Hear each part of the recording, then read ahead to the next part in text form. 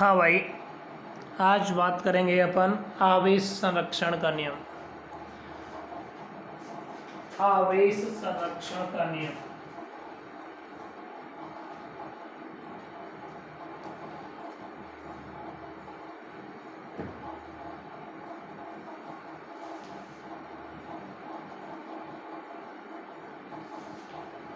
Conservation of electric charge, ठीक है ना। देखो, आवेश संरक्षण का नियम, इस नियम से हम जानते हैं कि आवेश को न उत्पन्न किया जा सकता और न ही नष्ट किया जा सकता, अर्थात किसी बंद निकाय का संपूर्ण आवेश सदैव नियत रहता है। ठीक, मेन पॉइंट क्या हो गया? आवेश संरक्षण के नियम के अनुसार किसी निकाय का आवेश न कम किया जा सकता न अधिक किया, किसी बंद निकाय का आवेश न कम किया जा सकता और न ही नष्ट किया जा सकता, बल्कि एक पृष्ठ से दूसरे पृष्ठ पर क्या कर सकते हैं? स्थानांतरित किया जा सकता है। ठीक, आवेश के स्थानांतरण के दौरान एक वस्तु जितना आवेश खोती है दूसरी वस्तु उतना ही आवेश ग्रहण कर लेती है। ठीक है ना। चलो देखो, आवेश संरक्षण के नियम को हम 2, 3, 4 एग्जांपल्स, निम्न एग्जांपल्स की सहायता से समझ सकते हैं। देखो, पहला एग्जांपल्स मैं बोल दूं, युग्म विलोपन। युग्म विलोपन, देखो बेटा, युग्म विलोपन से आप क्या समझ रहे हैं? जब कोई एक प्रोटॉन, ऐसे में बोलूं, जब कोई एक इलेक्ट्रॉन, कौन है हमारे पास? एक इलेक्ट्रॉन -1e, ठीक है ना। जब कोई एक इलेक्ट्रॉन अपने प्रतिकण से, इलेक्ट्रॉन का प्रतिकण क्या हो गया? पॉजिट्रॉन। क्या हो गया? पॉजिट्रॉन।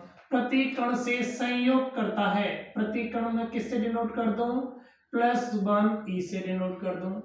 जब कोई इलेक्ट्रॉन अपने प्रतिकण अर्थात किससे? पॉजिट्रॉन से संयोग करता है तो गामा कण का उत्सर्जन होता है, साथ में हमें ऊर्जा मिलती है। को क्या प्राप्त हो रहा है बेटा? ऊर्जा प्राप्त हो रही है। अब देखो, ये अभिक्रिया में आवेश संरक्षण के नियम का पालन हुआ है।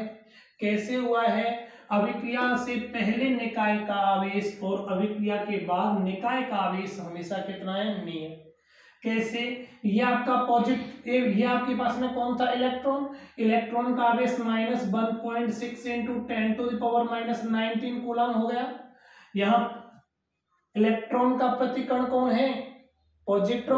पॉजिट्रॉन का आवेश किसके बराबर होता है? प्रोटॉन के आवेश के बराबर होता है 1.6 × 10⁻⁻19।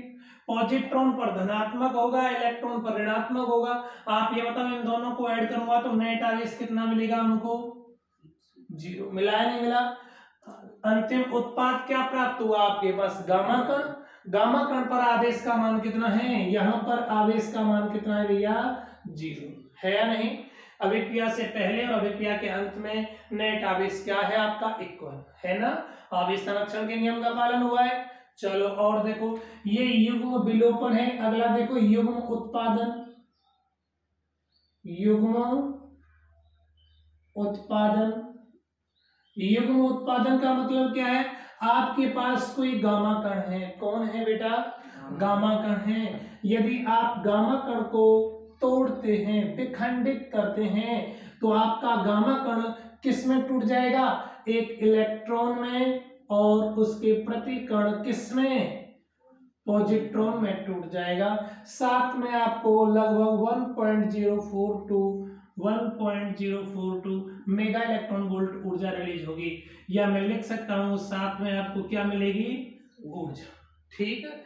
देखो, अभिक्रिया के प्रारंभ में नेट आवेश कितना है? 0। अंत में नेट आवेश कितना हुआ? 0 हुआ। यहां तो युग्म विलोपन हुआ, दोनों युग्म मिलकर नष्ट हो गए, गामा कण का उत्पादन हुआ। यहां क्या हुआ है? गामा कण से युग्म उत्पन्न हो गया, तो युग्म उत्पादन हो गया। हुआ या नहीं हुआ? और देखो, अगला एग्जांपल और देख लो, नाभिकीय विखंडन। नाभिकीय विखंडन आप देखिएगा 92 यूरेनियम 235 है। जब आप इसके ऊपर न्यूट्रॉन की बौछार करोगे, किसकी? न्यूट्रॉन की, तो आपको क्या मिलेगा? 92 यूरेनियम 236। ये आपका किस में टूट जाएगा? ये आपका किस में? या तो बेरियम क्रिप्टॉन में टूट जाएगा, टूटेगा। चलो, या ऐसा करो, यहां से एक अल्फा कण का उत्सर्जन कर दो।